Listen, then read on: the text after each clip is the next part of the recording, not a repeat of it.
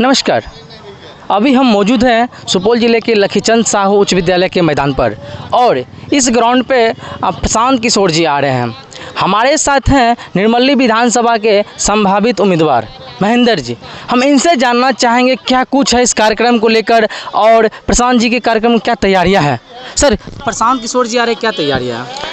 देखिए, पिछले 15 दिनों से हम लोग जो है सारे यहाँ के जो कार्यकर्ता हैं, पदाधिकारी हैं, हम सब लोग प्रशांत किशोर जी की जो सभा होने वाली है उसकी तैयारी कर रहे हैं और इसके लिए काफ़ी ज़ोर शोर से जो है कार्यक्रम चल रहा है। अब जैसा कि आप देख सकते हैं यहाँ पर टेंट लगने का पूरा व्यवस्था हो गया है और इसके साथ ही जो यहाँ पे कुछ सांस्कृतिक कार्यक्रम भी होगा ताकि जो काफ़ी जो लोग आएंगे तो लोगों को थोड़ा सा निराशा नहीं हो, ज़्यादा सा वो बोरियत नहीं हो। इसके लिए हम लोगों ने कुछ मनोरंजन का कार्यक्रम भी रखा है और साथ ही भोजन की भी व्यवस्था रहेगी यहाँ पे और साथ ही लोगों को जो है कन्वासिंग भी होगा, लोगों को जनस्वराज के प्रति लोग आकर्षित हों, जनस्वराज की क्या जो है मुख्य विचारधारा है, क्या इनका सोच है, क्या उद्देश्य है, क्यों जनस्वराज पार्टी जो है पिछले 3 सालों से जो इसके सुधार है गांव-गांव में जाके पैदल यात्रा कर रहे हैं और क्या लोगों को कह रहे हैं, तो इसके बारे में लोगों को जानकारी भी दी जाएगी। इसी बहाने से ये कार्यक्रम हो रहा है और प्रशांत किशोर जी की ये चुनावी जो है जो दौरा है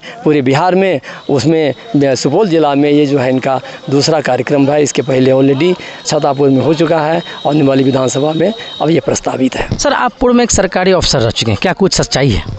हाँ, मैंने कहा जैसे कि 86 बैच का मैं IRTS ऑफिसर हूँ और 32 साल तक सरकारी सेवा में रहने के बाद मैं सेवानिवृत्त हो चुका हूँ और उसके बाद प्रशांत किशोर जी से मिलने के बाद जब मुझे उनकी बातों से बहुत ही सुकून मिला, बहुत ही अच्छा लगा उनकी सोच, उनका उद्देश्य कि वो बिहार में व्यवस्था बदलना चाहते हैं। जब उन्होंने कहा कि आप लोग सरकारी अधिकारी रह चुके हैं और आप लोग जो है जनता के लिए, देश के लिए, समाज के लिए कुछ ऐसा काम कीजिए जिससे लोग ये आपको याद करें कि आपने सरकारी सेवा के अलावा भी हट के अलग लिंक में राजनीतिक क्षेत्र में आकर के सामाजिक कार्य किया है। इसीलिए उनके आह्वान पे, उनकी बातों से प्रभावित होकर हमने जनस्वराज पार्टी ज्वाइन किया है और मैं एक यहाँ कार्यकर्ता के रूप में यहाँ काम कर रहा हूँ। जनस्वराज में से क्या खासियत है सर, अधिकतर युवा जुड़ रहे हैं?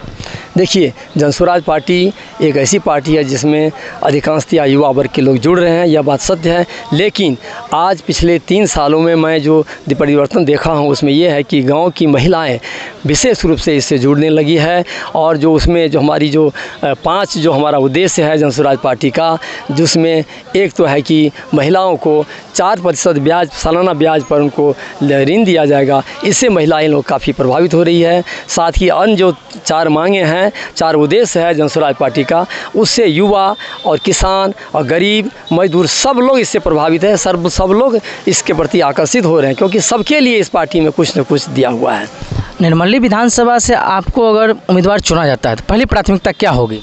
हमारी पहली प्राथमिकता यह होगी कि बिहार से जो पलायन हो रहा है, आज बिहार के गांव से लोग पंजाब, दिल्ली, हरियाणा, गुजरात, महाराष्ट्र मजदूरी करने जाते हैं, तो सबसे पहले बिहार में इतनी उद्योग धंधे होनी चाहिए, इतना फैक्ट्री लगना चाहिए कि बिहार के लोग बाहर नहीं जाए रोज़गार के लिए, स्वेच्छा से जाएँ, वह अच्छी बात है, लेकिन बिहार में सबको रोज़गार मिले, यह मेरी पहली प्राथमिकता है मेरे हिसाब से।